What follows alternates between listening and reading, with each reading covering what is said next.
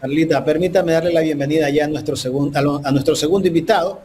Sería porque el segundo era el doctor Ramiro García, el economista Iván Ruiz era el tercero, pero ahora es el segundo. ¿Cómo está, economista Iván Ruiz? Gracias por acompañarnos en esta mañana aquí en Ecuador en directo. Bienvenido.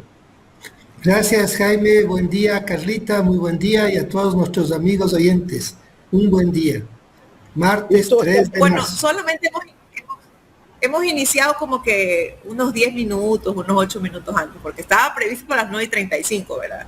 Así es, pero no hay ningún problema. Yo estoy aquí en casa preparándome también un Entonces vamos a cafecito. tener más tiempo. Café ecuatoriano, café lojano, Sweet Coffee, que es el que me gusta, es un café medio bastante bueno y que lo he consumido desde hace 20 años. Pero hablando de café, había café sello rojo colombiano que hoy va a costar 50% ¿Sí? más. O productos textiles que yo consumía, que era Punto Blanco. Yo consumía antes productos textiles de Pinto, pero desde que la empresa Pinto se reubicó en Perú, su calidad disminuyó.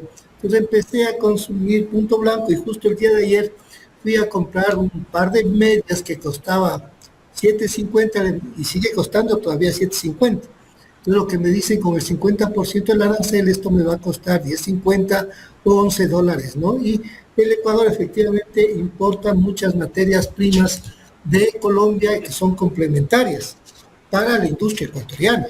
Y yo lo decía, economista, yo lo decía justamente al inicio, ¿no? Y qué bueno conversar con usted como economista que nos puede sacar de las dudas, ¿no? Decía, es fácil, ¿no? A mí me gusta mucho el café ecuatoriano, pero por ejemplo el sello rojo es un café muy bueno, que me gusta mucho, ¿no? Es colombiano, ¿no? Y es un café muy popular, por si acaso, que no es el café, además, ¿no? el precio, usted puede hacer mezclas de café, unas mezclas ricas de café con café ecuatoriano, café lojano, el café de Galápagos, que es de muy buena calidad, el café del norte. El Ecuador ha avanzado mucho en variedades de café y en calidad de café, sobre todo arábigo de altura, entre 1.600 y 1.800 metros. Sabe que me gusta mucho el café, pero hablemos un poco de las importaciones de Colombia. En el periodo de enero-noviembre del 2000. ¿Qué pasa con lo que se puede, qué pasa con lo que se puede y no se puede reemplazar? O sea, ¿qué no se puede reemplazar en Ecuador? Así iba mi pregunta. Verá, en los años 80, 90, la empresa farmacéutica ecuatoriana se deslocalizó en Colombia por el tamaño del mercado, por las características del mercado colombiano, porque no les era rentable producir en el Ecuador para una población entre 15 y 17 millones de habitantes. Entonces, muchas empresas transnacionales o filiales de transnacionales ecuatorianas se deslocalizaron en Colombia por el tamaño del mercado, que está entre los 40 y 45 millones de habitantes, para producir para toda América Latina y principalmente para el Ecuador. Entonces, el Ecuador importa de Colombia cosméticos, por ejemplo, y de buena calidad para las mujeres, y eso es más o menos en el periodo enero-noviembre del año 2025, fueron 191 millones de dólares. Plástico y sus manufacturas, 116 millones de dólares. Vehículos y partes, es decir, partes y piezas de repuestos, accesorios y demás, 120 millones. Productos farmacéuticos, 124 millones, muchos productos que son básicos para las personas de la tercera edad, como para la hipertensión, para la diabetes y demás. Otros productos químicos, máquinas y aparatos eléctricos, aparatos mecánicos, confites, preparaciones para lavar, papel y cartón y sus manufacturas. Sí, en el periodo de enero-noviembre del 2025, el Ecuador importó de Colombia alrededor de 1.700 millones de dólares y exportó alrededor de 800 millones de dólares. Sí, tenemos un déficit comercial con Colombia de alrededor de 1.000 millones de dólares. Pero lo que yo no me explico es el incremento del 50% del arancel. Usted recordará que a inicios de febrero del presente año, el gobierno de Donald Trump subió el arancel del 10 al 15%.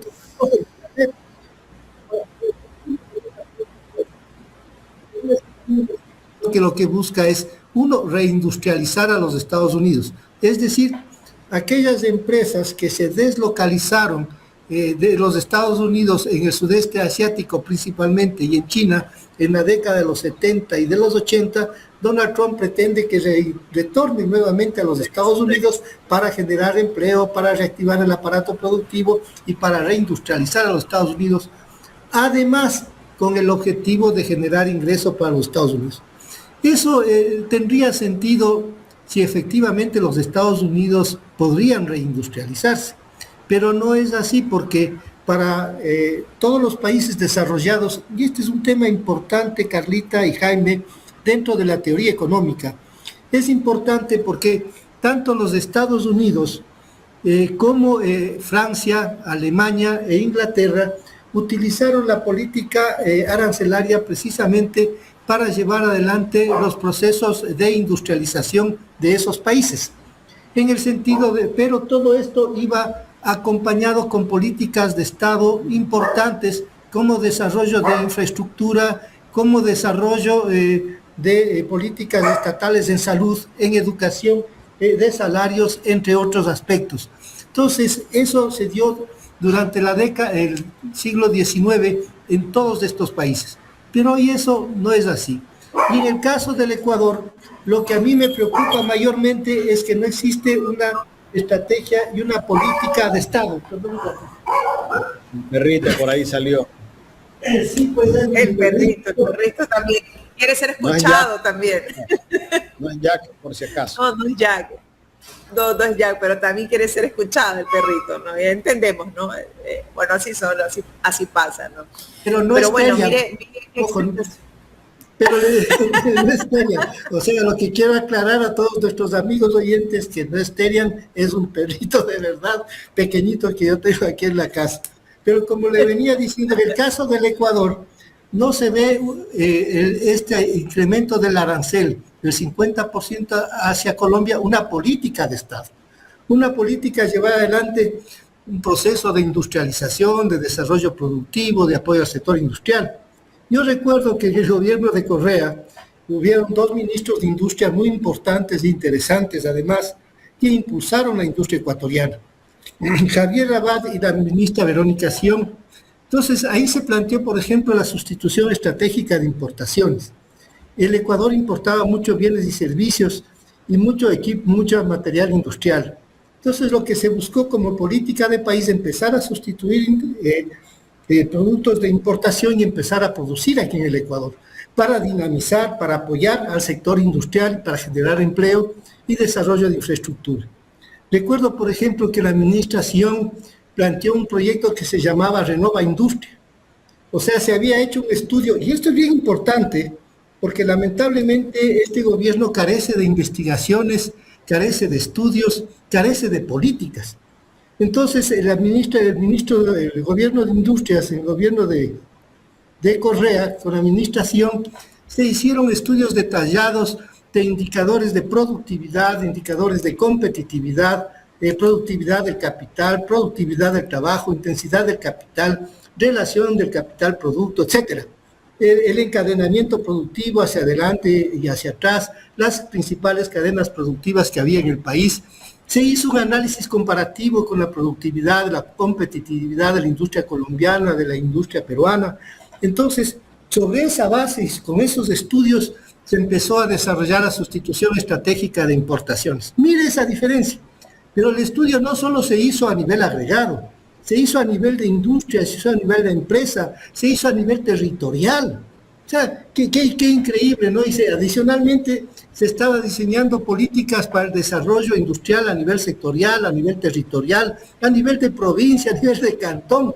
Entonces tenía una información maravillosa del país, un conocimiento profundo. Entonces, sobre esa base se diseña una política de sustitución de importaciones en la primera etapa. En este programa Renova Industria, por ejemplo, solo voy a dar un ejemplo pequeñito por la importancia que esto tiene.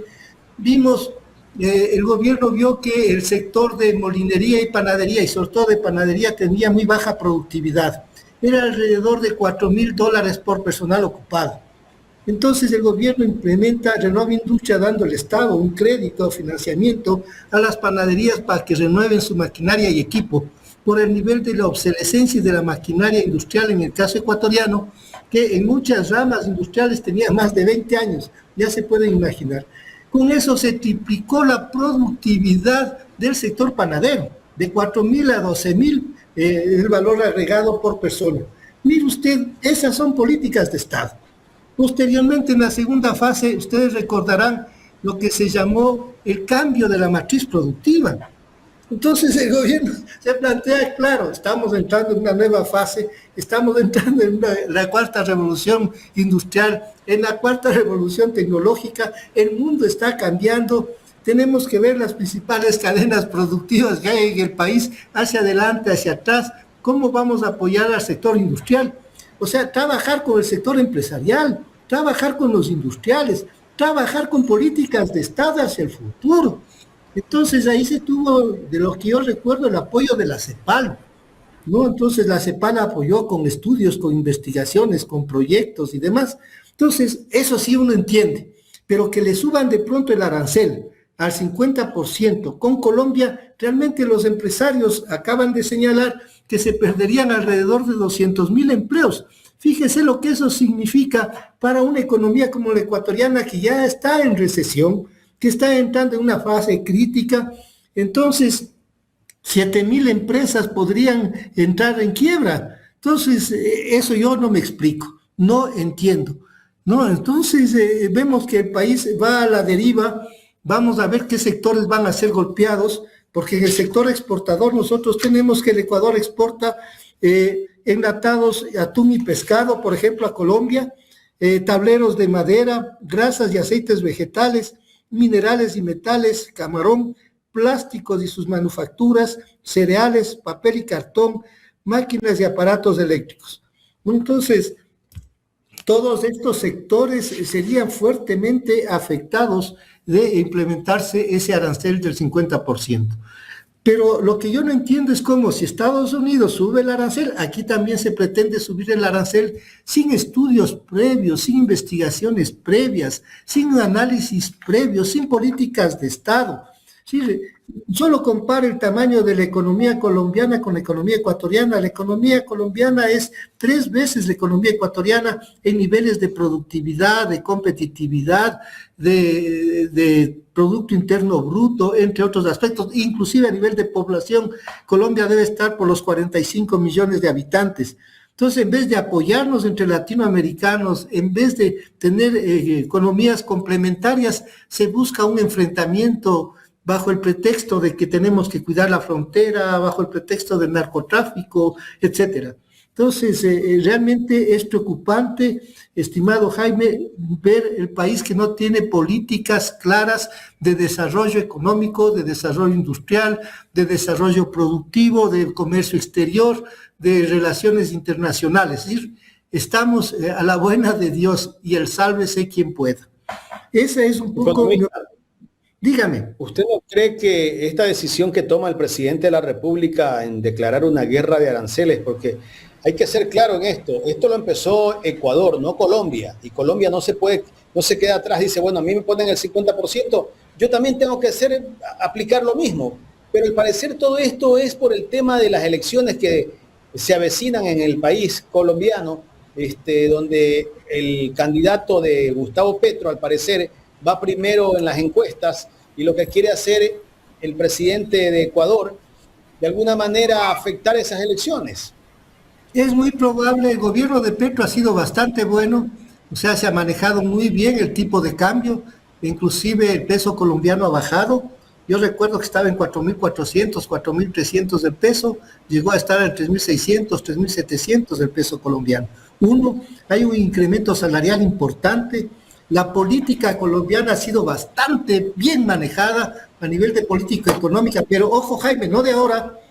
Yo recuerdo cuando visité Colombia en el año 1999, fui a pasar un mes en el Banco de la República y me pude dar cuenta lo inteligentes que son los colombianos. Mire, el vicepresidente del Banco de la República era Salomón Kalmanovich, trotskista, marxista, ¿no? Era el vicepresidente. Entonces ahí me sorprendía que un banco como el Banco de la República tengan a un marxista, a un trotskista. Y decían, eso no es problema para nosotros. A nosotros nos interesa políticas de Estado. Usted puede ser de la extrema izquierda, pero si es capaz, venga a trabajar aquí. Impulsamos y empujamos a Colombia. O sea, hay políticas a futuro de inserción en la economía global, independiente, sea de izquierda, de extrema derecha, lo que sea. Petro es una persona de izquierda y miren la estabilidad que ha habido en la economía colombiana, el desarrollo que ha tenido la economía colombiana. Es más, la lucha del narcotráfico que ha tenido Colombia en este momento ha capturado más que el Ecuador, ¿no? Entonces ha habido políticas de Estado importantes, inclusive el recibimiento que le hizo Donald Trump a Petro. Compare la reunión que tuvo Daniel Noboa con Donald Trump, que fue a un almuerzo y se tomó una foto, al recibimiento que mire, entonces hay políticas claras, y eso es muy, pero muy importante. El Ecuador no tiene políticas de Estado. Correa es un tal y cual, Correa es un miserable, los correístas son tales y cuales. No retoma nada, absolutamente nada de Correa. Desarrollo de infraestructuras, desarrollo de hospitales, desarrollo de carreteras. El Ecuador ahora es importador de energía. No apoya nada en el cambio de la matriz productiva, no apoya a los empresarios, no hay un vínculo público-privado. Realmente todo no vale, todo no vale. No hay políticas de Estado, no hay continuidad. Todos los funcionarios salen porque son correístas. Caos. Le hago una pregunta, ¿no? Que, bueno, es independiente de los aranceles con Colombia, pero también se alinea con las últimas políticas que ha tomado el presidente Daniel Noboa, que es como la flexibilidad laboral en el tema de las 12 horas, ¿no? Que ahora se puede trabajar, o sea, pueden acceder los patronos. Hablamos también incluso de esta nueva ley de los GATS, porque va a poner en riesgo el empleo y busca también en reducir, ¿no? Los fondos que entrega el gobierno por parte del Estado, los gobiernos autónomos descentralizados. Todas estas políticas, todas estas normativas creadas por el gobierno actualmente desde su criterio, economista Ruiz, ¿obedecen al Fondo Monetario Internacional? ¿A qué línea obedecen y qué se viene para el país? Porque, por ejemplo, en el tema de Colombia escuchábamos ya a los representantes de las cámaras de comercio, ¿no? De las industrias privadas, de la afectación, y ellos mismos dicen, bueno, esto no puede seguir, esto va a haber una afectación directamente, y no solamente al ciudadano común, no solamente al empleo, sino también una afectación para ellos, ¿no? Entonces, en términos generales, ¿hacia dónde va la economía? ¿Hacia dónde va el lineamiento de la política económica, fiscal, monetaria y la política internacional del actual gobierno? Simple, o sea, el Fondo Monetario es la cuarta rama de las Fuerzas Armadas de los Estados Unidos. Usted tiene la Fuerza Naval, la Fuerza Aérea y la Fuerza Terrestre. La otra fuerza es el Fondo Monetario y el Banco Mundial. Son los dos organismos internacionales que se crearon en 1945 con el objetivo de implementar la dominación del imperio norteamericano y sobre todo del dólar norteamericano. Entonces, si usted analiza un poco una breve reseña histórica del Ecuador, en el periodo 1981-82, en que empiezan las políticas de ajuste del Fondo Monetario Internacional, hasta el año 2006, en que se implementan alrededor de 14 a 15 cartas de intención con el Fondo Monetario Internacional, en que fueron todas las políticas de ajuste, con el colapso en el año 99 con la crisis financiera, la economía ecuatoriana creció en apenas 2.3% en promedio, ¿no? Ese fue, digamos, en términos, sintetizando, la crisis. Tiene usted alrededor de 1 millón de migrantes ecuatorianos en el año 99 y la crisis financiera que le costó al país alrededor de 13.000 millones de dólares, entre el 30 y el 40% del Producto Interno Bruto. En el periodo 2007-2015, la economía ecuatoriana tiene una tasa de crecimiento promedio del 4.5%, periodo en el cual no existe intervención del Fondo Monetario Internacional. Se duplica la clase media. El Ecuador desarrolla infraestructura, carreteras, aeropuertos, escuelas, colegios, se duplica el presupuesto en educación, en salud, en bienestar social. Entonces, usted ve que viene nuevamente el Fondo Monetario Internacional con Guillermo Lasso, y otra vez el país entra en crisis, con tasas de crecimiento promedio seguramente entre el 1,8 y el 2,4% en el periodo de Guillermo Lasso a la presente fecha. Entonces, tenemos que ver que el Fondo Monetario Internacional es un instrumento de dominación de los Estados Unidos. Entonces, lo que va a buscar es primero asegurarse el pago del servicio de la deuda. Y vea ustedes quiénes son los tenedores de los papeles de la deuda del Ecuador. Entre otros, muchos empresarios, inclusive la Iglesia Católica, fondos de pensiones internacionales como BlackRock, por ejemplo. Entonces, son los que se van a beneficiar al tener nuestra deuda externa. Entonces, lo primerito que se tiene que hacer es desmarcarse del Fondo Monetario Internacional. ¿Y para qué, Carlito? El Ecuador recibe del Fondo Monetario alrededor de préstamos por 4.500 millones de dólares, que le van desembolsando al Ecuador, sea trimestralmente, después de hacer una evaluación y de una carta de intención con la que usted firma y se pone de acuerdo para implementar medidas. El Fondo Monetario, Monetario Internacional ha manejado el Ecuador desde el año 81-83, que yo recuerdo. Cuando trabajaba en el Banco Central, el Fondo Monetario tenía una oficina propia en el 4º piso, a la que los funcionarios del Banco Central no podíamos ingresar sino previo permiso. Fíjese usted, y trimestralmente venían las misiones del fondo a monitorear el comportamiento y la evolución de la economía ecuatoriana. Pero va más allá. O sea, desde ahí directamente se manejaba, desde esa oficina directamente se tomaban las decisiones. Claro, pero va más allá, Carlita, va mucho más allá, porque ellos desarrollaron la metadata, que eran datos sobre los datos. Ellos no le preguntaban al gerente, por ejemplo, cómo se elabora el índice de precios al consumidor o cómo se elabora la balanza de pagos. Le preguntaban directamente al analista cómo se hace y cuáles son los datos. Y el Banco Central tenía que reportar diariamente, semanalmente, mensualmente, trimestralmente, la información al Fondo Monetario Internacional. Yo mismo trabajé con funcionarios del fondo y yo mismo fui auditado por el Fondo Monetario cuando elaboraba las cuentas nacionales del Ecuador. En el año 2001-2002 vino Pablo Mahler. Se presentó al gerente, al subgerente, y luego se sentó al lado mío. Y me dijo, bueno, Patricio, quiero ver cómo es que elaboras las cuentas nacionales. Y se quedó de lunes a viernes viendo cómo yo elaboraba las cuentas para hacerme la auditoría, para evaluar y decir cómo son las cuentas nacionales en el Ecuador y la calidad de la información que se presentaba al Fondo Monetario. Mire, ese es el país que ha perdido con el Fondo Monetario la soberanía sobre el manejo de la política económica. Entonces, no vamos a ningún lado con las políticas de ajuste, va a haber mayor recesión, mayor desempleo, bajas inversiones en salud, en educación, en los GATS, va a haber mayor desempleo, luego vendrán las privatizaciones, porque el Ecuador no va a estar en condiciones de pagar el servicio de la deuda. Ya estamos por los 85.000 millones de dólares, entonces vienen las privatizaciones.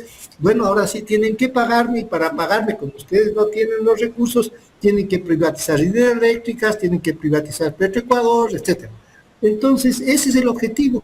Responde a los intereses del imperio, responde a las empresas transnacionales, el Fondo Monetario Internacional, y no responde a los intereses nacionales. Esa es la realidad y vamos a vivir...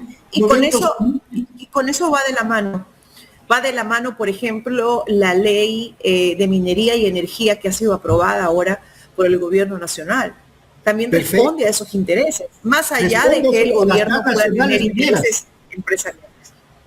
Yo recuerdo que alguna vez aquí mismo, en Ecuador en Directo, yo hablé del riesgo que tendría la minería. Y habría señalado que es importante que yo trabajé en el Ministerio de Ambiente en lo que eran las cuentas satélites ambientales para medir la degradación y el agotamiento de los recursos. Dentro de eso estaba contemplando el problema de los suelos, estaba contemplando el agua, el petróleo y demás. Pero el tema es que simplemente hay que ubicar dónde están las mineras. Las mineras están justo en las estribaciones de la cordillera, donde están los páramos, donde nacen los ríos. Había señalado también que datos promedio, que por cada tonelada métrica de mineral que se extrae, por cada tonelada métrica de mineral que se extrae, se contaminan 2.500 metros de tierra, se contaminan 280 millones de litros de agua y la tierra queda estéril por siempre. Entonces, ¿sabe lo que significa? En donde nacen los ríos que se utilizan para riego, cuesta abajo, en los valles, en todo el Ecuador, lo que va a significar agua contaminada con minerales pesados. O sea, se pone a pensar que la gente no va a poder consumir ni siquiera agua, no va a poder sembrar. O sea, están destruyendo el futuro. Y había señalado que recibimos entre el 7 y el 10% de regalías máximo. O sea, ¿a quién se le ocurre aprobar una ley de minería en la forma que está aprobada? O sea, si usted hubiera hecho el estudio ambiental, si usted hubiera hecho todo un estudio del agotamiento y degradación de los recursos naturales, si usted hubiera hecho el estudio de costo-beneficio de la extracción minera, le apuesto que usted no hubiera aprobado esa ley. Le apuesto que el Ecuador todito se levantaría, porque no va a tener que comer, no va a tener agua que tomar. O sea, no se está viendo la proyección a 20, 25 años. Entonces, ese estudio, lamentablemente ahí, también en el gobierno de Correa había gente que no quería que se dé a conocer algunas cosas, o sea, no es así de fácil, también había una pugna dentro y fuerte. Entonces, no se continuó con las cuentas satélites ambientales en donde se medía el impacto y la degradación de los recursos naturales. Pero yo sugeriría que al menos un medio independiente haga el estudio de lo que significaría la degradación y el agotamiento de los recursos naturales, particularmente de la minería, del agua y de suelos con la explotación minera en el Ecuador. Yo he visitado algunas explotaciones mineras y es más, me acuerdo que en el año 75, 76 me perdí en la mina de oro de Portobelo. Fíjese ese río hermoso que va recorriendo todo lo que es Aruma, Piñas, Portobelo y que va a desembocar al mar, no tiene hostia de vida. No hay un solo animal, todo contaminado con cianuro por el procesamiento del oro en la parte de Portobelo. Entonces, si eso queremos para el Ecuador, es una pena que los ecuatorianos no se levanten, no reflexionen y que el gobierno no responda a los intereses del país, a los intereses de los ecuatorianos, a los intereses de las futuras generaciones y a los intereses de ellos mismos para poder siendo grupo hegemónico, dominante y la élite a futuro. Simplemente ahora saqueo todo lo que puedo y me voy del país. No puede ser así, porque además no van a tener dónde ir.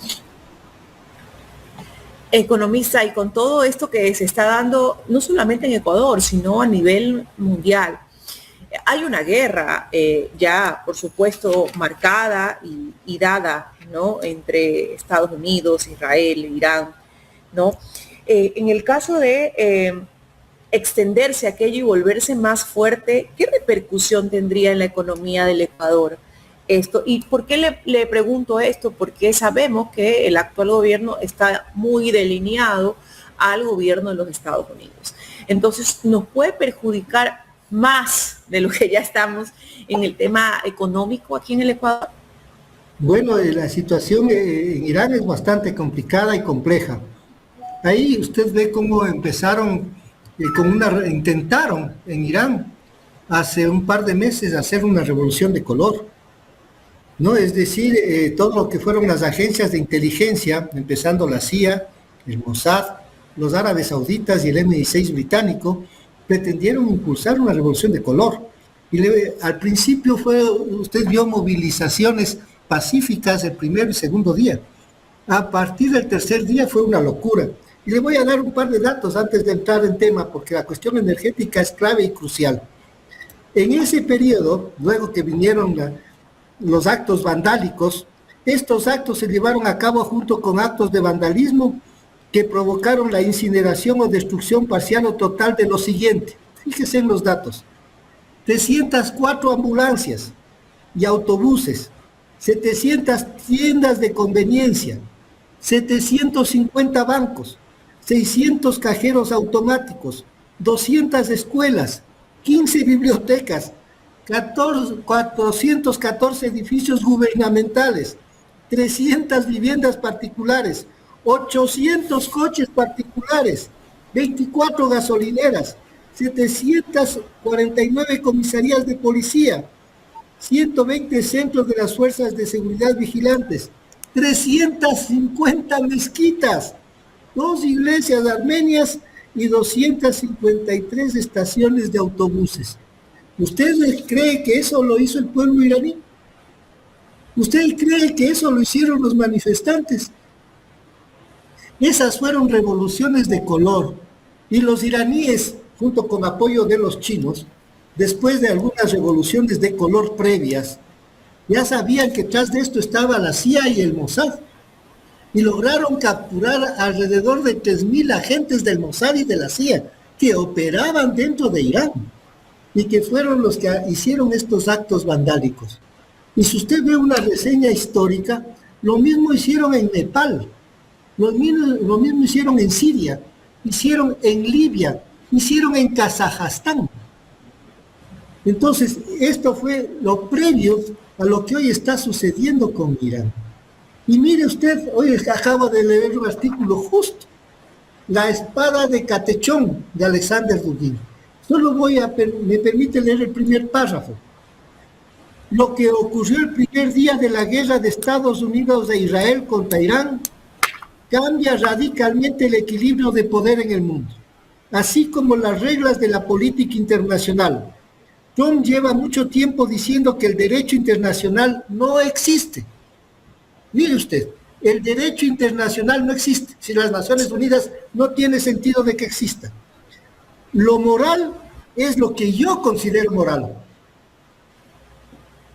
Ya voy a terminar con esto. En principio, tras el secuestro de Maduro, el establecimiento de un control externo directo sobre Venezuela, así como tras los ataques contra Irán, con la destrucción del liderazgo militar, político y religioso del país, una potencia soberana que negociaba con Estados Unidos y no se sometía a sus deseos, creo que ya no es posible hablar de reglas, leyes o normas de relaciones internacionales en el mundo. El referente, cuando habla Trump, lo moral es lo que yo considero moral. Usted de lo que está diciendo, la moral de Estados Unidos y de Israel es la moral de Einstein, y la moral y la referencia de Irán es Khomeini. Esa es la diferencia. Y eso es una diferencia sustancial, histórica. O sea, el imperio occidente está en el proceso de descomposición similar al del Imperio Romano. Pero ahora vamos al tema. O sea, Irán es extremadamente importante. Es importante en el marco del desarrollo socioeconómico de Asia, de toda la integración del proyecto de la Ruta de la Seda, tanto con Rusia como con China, con la India. Toda esa integración en la parte de infraestructura, carreteras, ferrocarriles, aeropuertos, puertos, todo el desarrollo de Asia.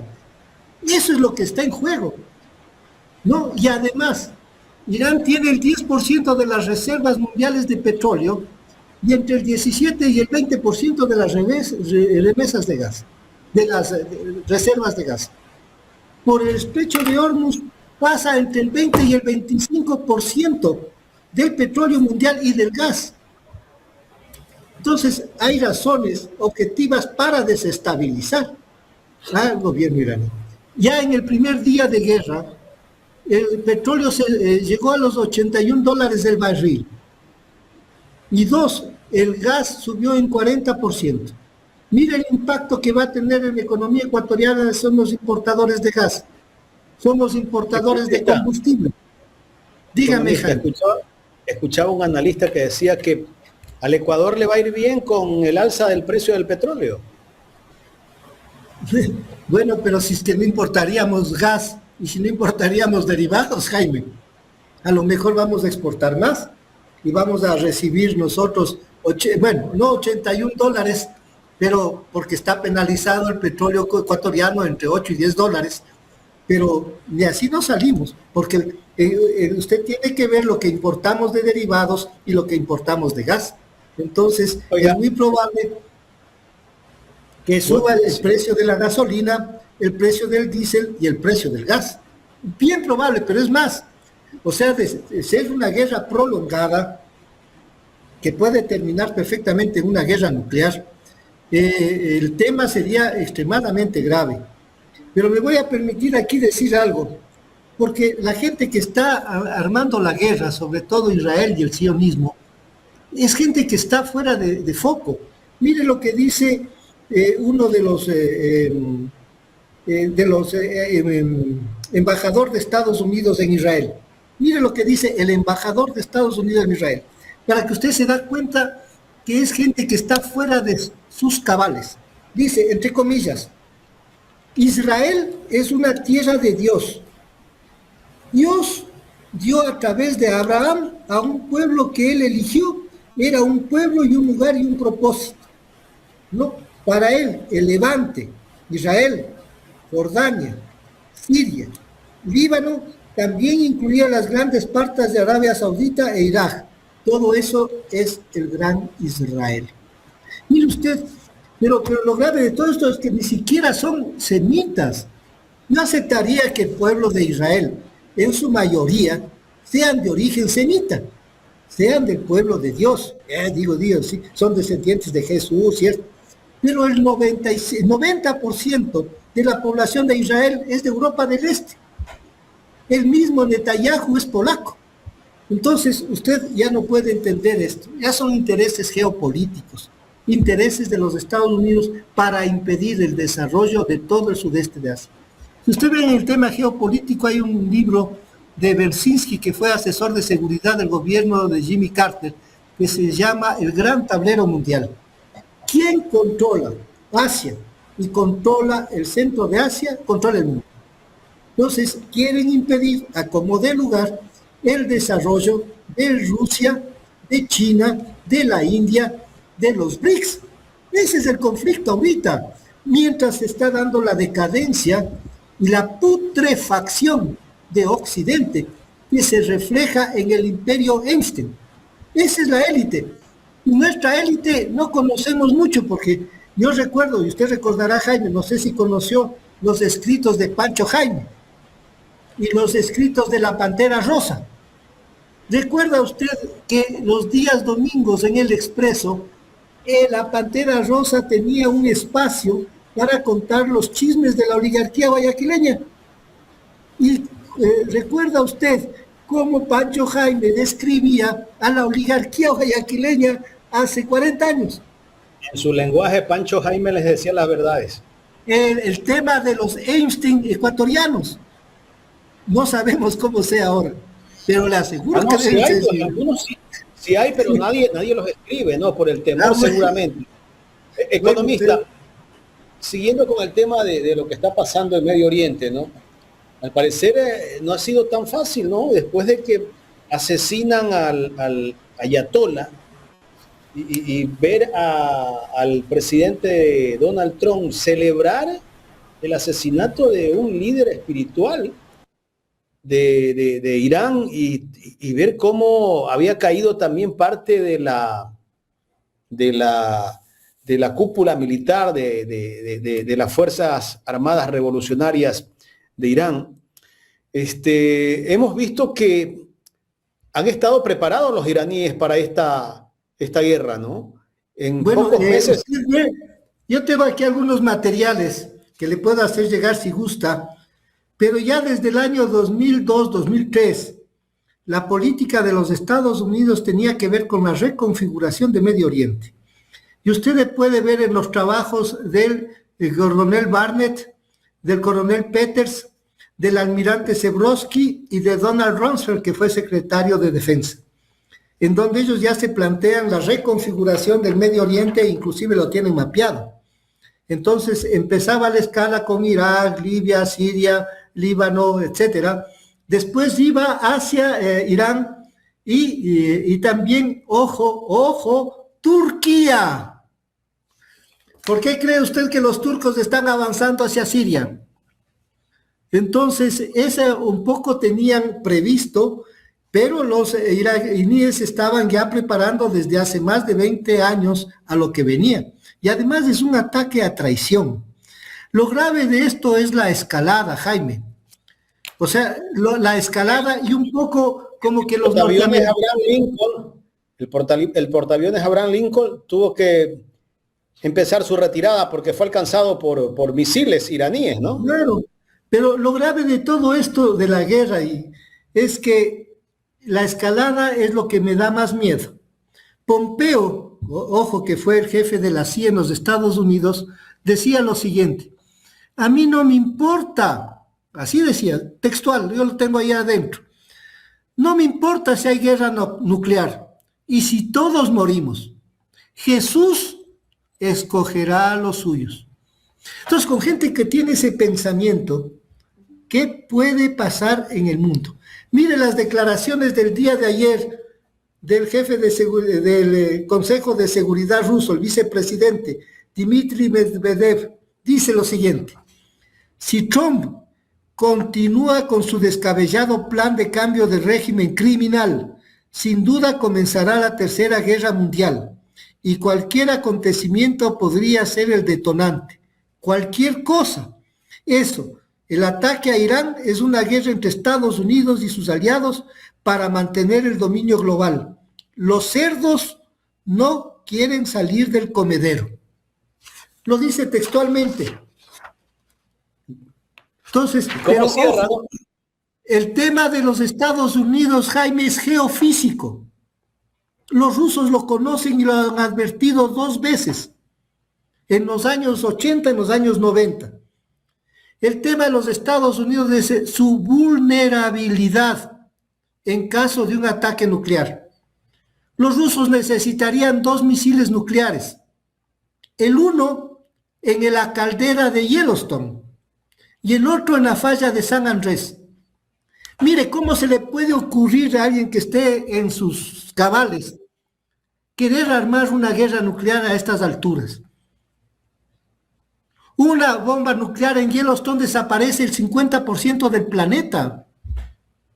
Sería el fin de la especie y, como decía Einstein, puede venir la Tercera Guerra Mundial, pero la Cuarta Guerra Mundial será con palos y piedras.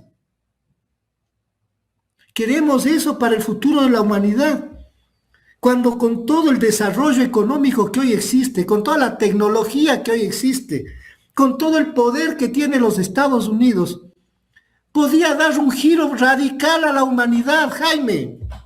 Si, por ejemplo, los estadounidenses, en vez de saquear nuestros recursos naturales, en vez de destruir nuestras minas, nuestros puertos, aeropuertos, dirían: no, voy a hacer como los chinos, voy a desarrollar un proyecto de la ruta de la seda o la ruta de las Américas.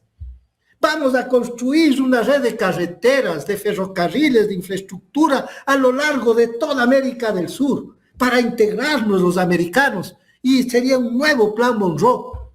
¡Qué maravilloso sería! ¡Qué inteligente sería! Pero no lo hacen. Su codicia es más. Elon Musk llega a una fortuna de $800 millones. Está acercándose al billón. Jaime, ¿cuándo hay gente que se muere de hambre en el mundo? ¿Cómo puede ser la codicia tan grande cuando pueden hacer tanto por la humanidad? Sacarnos de la pobreza, hacer que todo se desarrolle, que todo fluya. No entiendo. Es que cada vez entiendo menos los Einstein de la humanidad, que está saliendo apenas una cuestión chiquita de los más de 3 millones de documentos y más de las 2.000 horas de video que hay. ¡Qué locura! Estamos viviendo en la fase de decadencia del Imperio Romano. Entonces, esto es lo que me asusta. Mire, esto es una partecita de todo lo que se ve, de todo lo que dicen, de todo lo que están haciendo. Entonces la humanidad tiene que repensar. El derecho internacional ya no existe, sino la ley del más fuerte. Y lamentablemente, nuestro presidente está actuando de la misma manera. Mire el abuso con el alcalde de Guayaquil. Bueno, aquí nuestro presidente es un remedio, ¿no? Me solidarizo con el alcalde de Guayaquil, al igual que me solidarizo con Orlando Pérez y con una cantidad de periodistas y de gente honesta y digna. Y sí tiene que repensar, pues, el presidente, ¿qué le pasa, pues? Nosotros también estamos en esa línea que nos persiguen, economista. Muy probablemente, hasta nos pueden desaparecer. Y aquí no ha pasado nada. Pero eso no es el futuro. O sea, tarde o temprano esto tiene que cambiar, Jaime. Pero y si tenemos a un recomendación. Esto sí les recomiendo a nuestros amigos oyentes. Ray Dalio tiene en su página X un artículo que vale la pena y le voy a mandar, Jaime, donde se ve la decadencia de los imperios y particularmente la decadencia de los Estados Unidos, que se llama "Es oficial, el orden mundial se ha derrumbado". Son unas 10 hojitas, pero que vale la pena leerlos y le voy a hacer llegar por si los amigos oyentes quieren solicitarle, quieren pedirle, porque es una visión de cómo se van descomponiendo los imperios históricamente y la situación en la que hoy se encuentran los Estados Unidos. No quisiéramos que fuera así. Como le digo, quisiéramos que los Estados Unidos apoyen a todo un desarrollo económico de América Latina, que hagan lo que están haciendo los chinos, que sería interesante. No sería la ruta de la seda, puede ser la ruta de las Américas, que además tendría un lindo nombre. Y además se reactiva los Estados Unidos fuertemente, con desarrollo de infraestructura en los mismos Estados Unidos, que tiene carreteras obsoletas, trenes obsoletos, una infraestructura obsoleta a nivel de agua potable. Todo eso podría reactivarse, irnos hasta el sur, hasta la Patagonia, todo para los América para los americanos, pero en condiciones diferentes. Economista, China, ¿qué papel juega en esta guerra? China y Rusia serían fuertemente afectados en el marco de la ruta de la seda y el desarrollo de infraestructura y el apoyo que está brindando a Irán. Es más, van a seguir apoyando a Irán.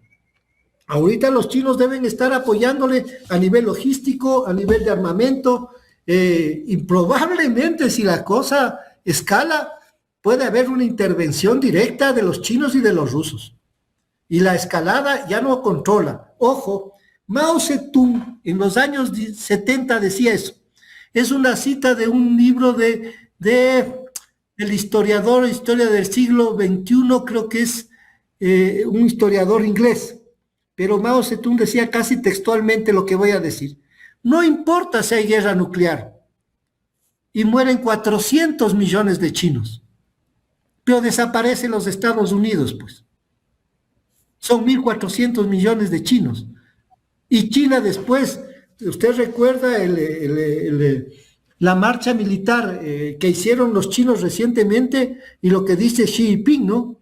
Somos los únicos que tenemos un misil nuclear hipersónico que se llama la bomba 61, que tiene 60 bombas nucleares, 60, ¿no? Es decir, usted en el espacio va y se distribuyen en 60, y una bomba de hidrógeno. Somos los únicos que tenemos la bomba de hidrógeno. O sea, ¿podemos escalar a ese nivel? ¿Tiene sentido escalar a ese nivel? Una reflexión para todos, y todo por supuestamente un pueblo de Dios. Supuestamente Dios nos entregó esto a nosotros. Una vez yo le digo a un amigo que tiene una hacienda, le digo, ¿sabes qué? De noche me levanté y se me asomó Dios y me dijo que tu hacienda es mía. Me dice, no, pero yo tengo aquí el título de propiedad. Le digo, más o menos es el mismo pensamiento de Israel. Se me asomó Dios y me dijo que todo esto es mío. Por favor, estamos en el siglo XXI, Jaime. No coman cuentos, ya basta. Muy buena su reflexión, Economista. Eso es, Jaime, para los amigos oyentes, gracias por su paciencia. Espero discutir y debatir más, y cualquiera de los materiales de lo que yo hablo aquí tienen respaldo. O sea, yo no hablo de memoria, Jaime. Todo tiene respaldo y sustento. Les recomiendo que miren el discurso de la unión que dio Donald Trump, el discurso de Marco Rubio en la reunión de Múnich, que vale la pena, sobre el problema de seguridad y los cambios que se están operando geopolíticamente a nivel mundial. De terror. Economista, Estados Unidos, ¿cómo sostiene sus 800 o más de 800 bases militares que tiene en el mundo? ¿Cómo hace para sostener? Ese presupuesto debe ser elevadísimo. A costa nuestra, pues, Jaime. Mire, el presupuesto militar de este año de los Estados Unidos es 1.5 billones de dólares. Pero a eso tiene que sumarle los presupuestos de otras de las agencias de inteligencia, el presupuesto que tiene que dar para los jubilados y para los soldados, para determinadas cosas adicionales. Llega a cerca de 2 billones de dólares, o trillones en inglés. Entonces, ¿qué es lo que hacen ellos? Café, cacao, banano, y nos pagan con papeles, pues. Si lo que está en marcha en el mundo es la desdolarización, pues, de a poco. Usted me está diciendo que el dólar no tiene respaldo. No, pues en el año 71 Richard Nixon quitó el respaldo en oro, pues. Entonces lo único que tiene es la financiarización, usted emite cuando quiere. Entonces los Estados Unidos hoy tienen una deuda que supera los 38 billones de dólares.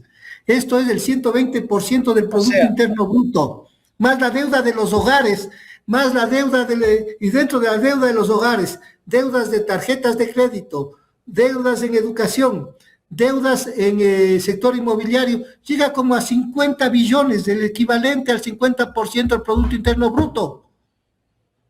Es un país... Si se desplaza el dólar, no sé, se me viene a la mente, vienen para hacer las transacciones petroleras del mundo, se utiliza el oro, ¿qué pasa con Estados Unidos ahí? Se acaba, pues.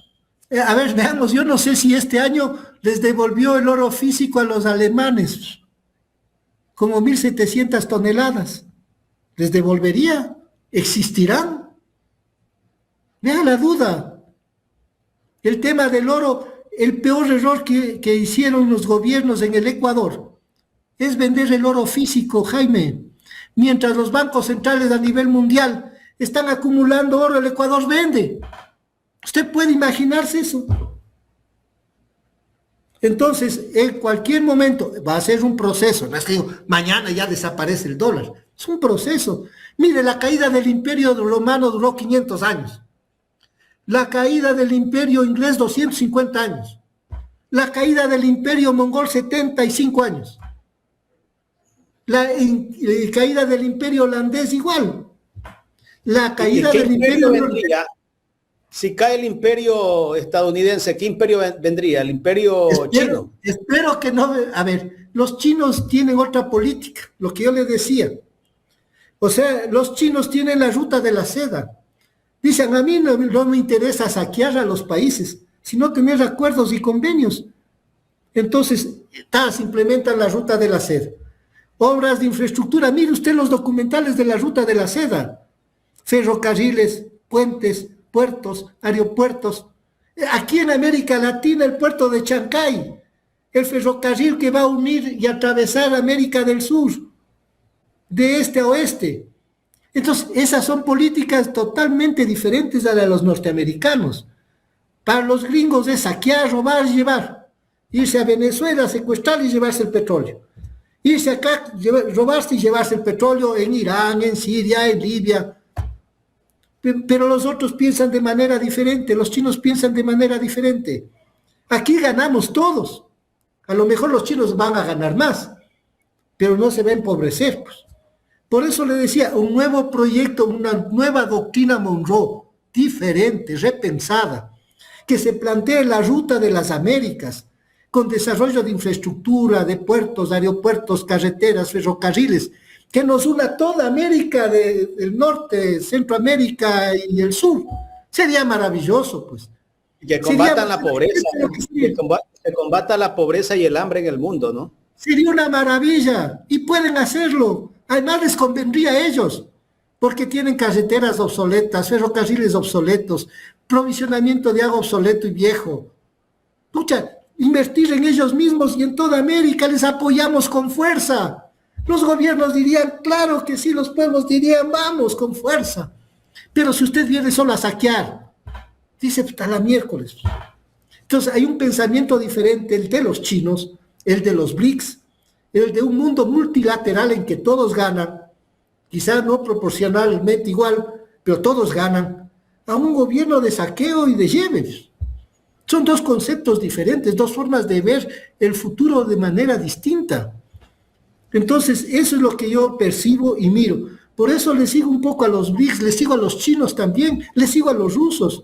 Yo entro a ver páginas web de los chinos, páginas web de los rusos, como la suerte ahora que les traduce al español es más fácil, pero ahí usted va entendiendo el pensamiento. Y los chinos en los años 90 elaboraron un libro que se llama el Libro Blanco. En el Libro Blanco está la política internacional china. Y los gringos desarrollaron en noviembre de este año, del año anterior, la Estrategia de Seguridad Nacional. ¿En qué consiste la Estrategia de Seguridad Nacional de Estados Unidos y la nueva doctrina Monroe? Todo Occidente es mío. Economista, ¿China está preparado para una guerra? ¿Usted considera que China está preparado para enfrentar una guerra? Totalmente. Ya le digo que el problema de los Estados Unidos es geofísico. Una bomba nuclear en Yellowstone se acabó Estados Unidos y todo el hemisferio norte. Les han dicho los rusos dos veces.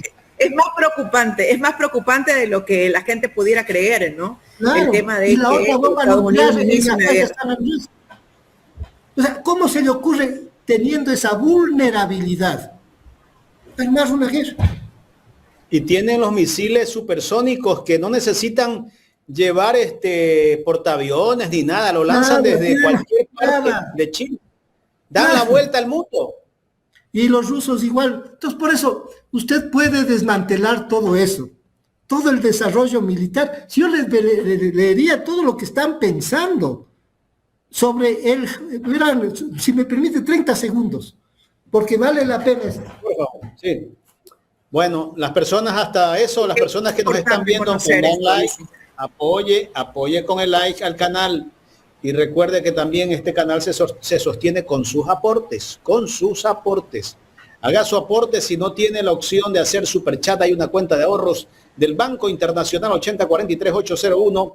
Haga su aporte a esa cuenta, póngale 5, 10, 20, lo que usted quiera.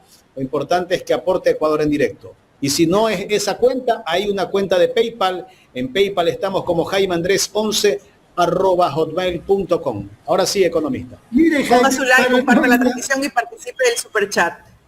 Mire, solamente para reflexión de todos nuestros amigos oyentes y para que miren el terror de la tecnología. El Pentágono y el Wi-Fi biológico, la era del software biológico militar. Mire, el concepto de biological Wi-Fi marca un punto de inflexión histórico.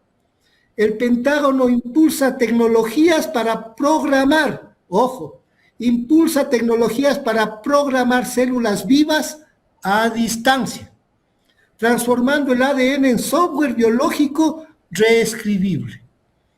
No se trata de una simple evolución tecnológica, sino de un cambio de paradigma, la conversión de la biología en una disciplina de ingeniería plenamente controlable, donde la célula viva deja de ser un organismo autónomo para convertirse en hardware, y el ADN en un código informático, susceptible de ser cargado, borrado y reescrito. En el centro de esta revolución se encuentra el concepto inquietante, el biological Wi-Fi. ¿Se da cuenta? Todo lo que significaría el desarrollo tecnológico en beneficio de la humanidad, y no para matar gente, para matar niños, para construir una sociedad diferente, en que todos nos respetemos y todos avancemos hacia un mañana mejor. Esto es de terror. Esto no sale, no informan los medios. Tienen lo mismo. Nos engañan, nos mienten. Nos tienen embobados. Pero lo que está atrás es de terror, de miedo. O sea, esto es Einstein, parece ameba lo que están pensando. Y no les digo otras cosas porque se asustarían más. Pero cualquier cosa que necesiten nuestros amigos oyentes, yo le hago llegar. Porque es justo que la gente se entere, conozca, desarrolle y nos aporte. Porque así avanzamos todos, conocemos todos. Y tenemos que ver por el futuro. Este gobierno tarde o temprano se va. Y si le sacamos antes, mejor. Yo le había dicho que más familias empiezan las movilizaciones. Perdón. Se han olvidado que algún día tienen que irse porque lo que hacen es perseguir a todos los que se oponen al gobierno. Lo peor es que toda acción tiene una reacción, pues. Toda acción tiene una reacción. Y lo que está pasando ahorita con Israel, toda la matanza de más de 72,000 palestinos, en su mayoría niños y mujeres, gente desarmada y población civil, están pagando ahora, pues, por lo que hicieron recientemente al inicio de la guerra matando a 140 niñas, pues. Eso se las paga. Eso se las paga y si existe Dios, las va a hacer pagar. Entonces, Jaime, así es, esa irracionalidad hay que hacer.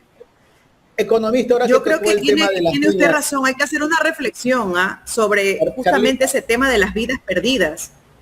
Carlita y economista, quería rodar las imágenes de los funerales de las niñas que se dio justamente en Teherán, en Irán. Si Jorge está atento, por favor, ruédenos esas imágenes.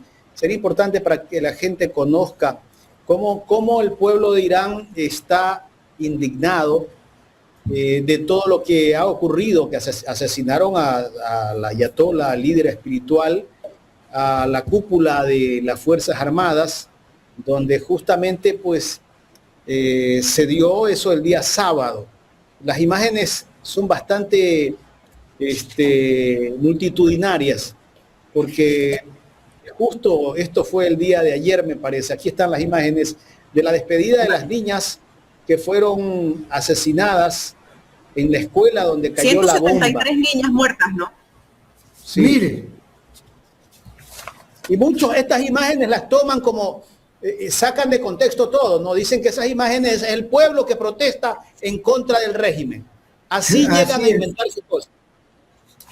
Lamentablemente es la moralidad de Einstein. Esa es la moralidad de Occidente, estimado Jaime. Listo, economista, ya la última. 173 niñas muertas. Hay que condenar, estos hechos se condenan. La última interrogante, economista, ¿qué lectura le da a usted que el gobierno está dando créditos hipotecarios con dinero del BIES a una tasa bajísima, al 2.99%, con recursos de los afiliados? ¿Cómo hacen ahí? ¿Cómo se puede dar el crédito? ¿Quién solventa esa tasa? Quieren quebrarle al BIES, pues. Obvio, quieren privatizarle. Mire, ¿quién estaba atrás de todos estos estudios del IES? El Banco Mundial, pues. A través del exgerente del Banco Central, pues. Augusto de la Torre. Y a través del físico nuclear que funge de economista, ¿no? Pablo Lucio Paredes. Entonces es terrible, es terrible. O sea, lo hacen a propósito. ¿Por qué no presta, por ejemplo, el Banco del Pichincha o el Banco de Guayaquil al 2.99? Pues? ¿El Banco del Litoral, pues? O el Banco del Litoral. ¿No es cierto? Además tienen tanto, han evadido tanto, ha habido condonación de intereses como 7 veces.